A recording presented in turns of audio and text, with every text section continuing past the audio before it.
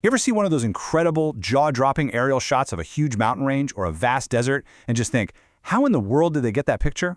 Well, today, we're going to find out. We're diving deep, from the highest mountain peaks right down to the individual pixels, to uncover the amazing science behind photographing our planet's most extreme places. It's this awesome mix of pure human guts and some seriously smart tech. I mean, think about it. Our planet is just packed with these breathtaking, hard-to-reach spots. Places that are so beautiful, but also so remote.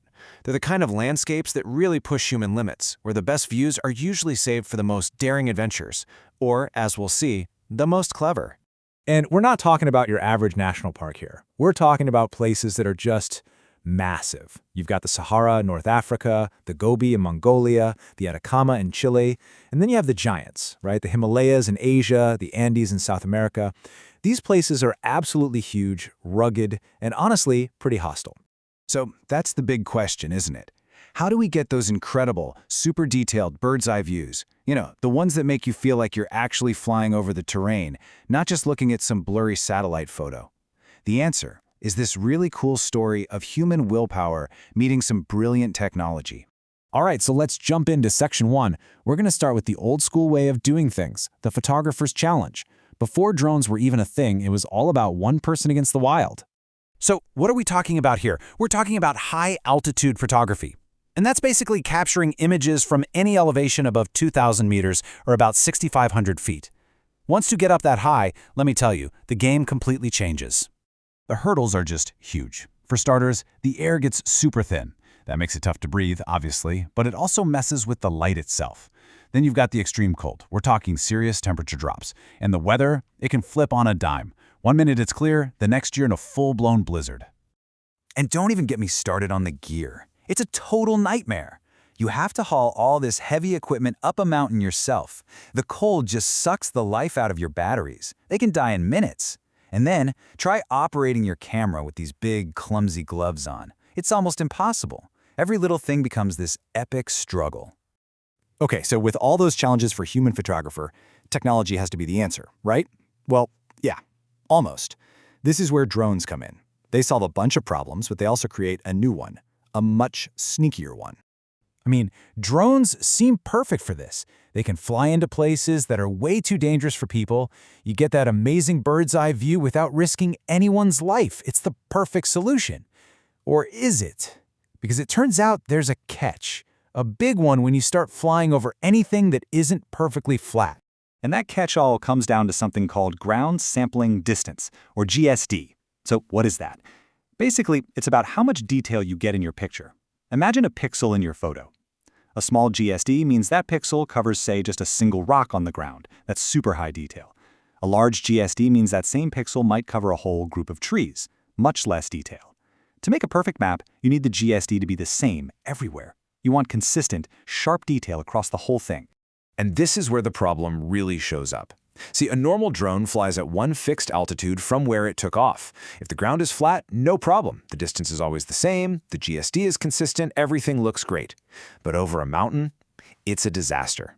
The drone is way too high over the valleys, which gives you blurry, low-res patches. And it gets terrifyingly close to the peaks, which not only gives you weirdly sharp patches, but, it could literally crash right into the side of the mountain. So the big question is, how do you map a mountain accurately and safely? How do you get that perfect, consistent detail without, smashing your expensive drone into a rock face? And the answer, it turns out, is pretty elegant. You don't just fly over the terrain. You have to fly with it. And you can see the difference right here. It is just night and day. Look at the image on the left. That's a standard mission. The flight path is flat, but the distance to the ground is totally inconsistent. Now look at the right. That's the solution. The drone's flight path is perfectly mirroring the shape of the mountain, keeping that distance to the ground exactly the same the whole way. So what's this magic called? It's an intelligent flight mode called terrain following. And yep, it does exactly what it says on the tin, and believe me, it is a complete revolution for this kind of work. Okay, so how does this actually work? Well, it's this brilliant continuous loop. First, the drone senses. It has a range sensor that's constantly measuring how far it is from the ground. Then, it thinks. An onboard computer processes that data in real time. Next, it adjusts. The drone instantly changes its altitude, going up or down to match the ground shape. And finally, it captures the picture at that perfect, consistent distance. It's just doing that over and over and over. Sense, think, adjust, capture. And here's the tool for the job.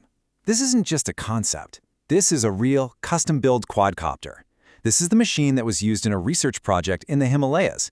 You can see it's got the flight controller, that's the brain, and most importantly, that little range detection sensor, that's the secret sauce, constantly reading the landscape. And this is the result. Wow, look at that. This isn't just a single photo. This is what's called an orthomosaic map. It's hundreds of individual photos all stitched together perfectly. And because every single one was taken from the exact same relative height, the final map is incredibly sharp and detailed all the way across. Just an amazing look at this Himalayan hillside. So yeah, this tech gives us these absolutely gorgeous pictures, but it's about so much more than that. The real power here is what we can do with these images. This is where it gets really important. Having this kind of detail is a total game changer for all kinds of critical fields. We're talking about precise land surveying, mapping out dangerous landslide areas before they happen, keeping an eye on the environment and how our forests are doing, and even inspecting infrastructure like power lines in really remote, treacherous mountain passes. It's incredibly useful stuff. And ultimately, it brings us right back to the human side of things. These images, they're not just cold, hard data. There's a powerful quote that really says it all. Each photo from above tells a story that can inspire communities to protect our planet's most vulnerable landscapes.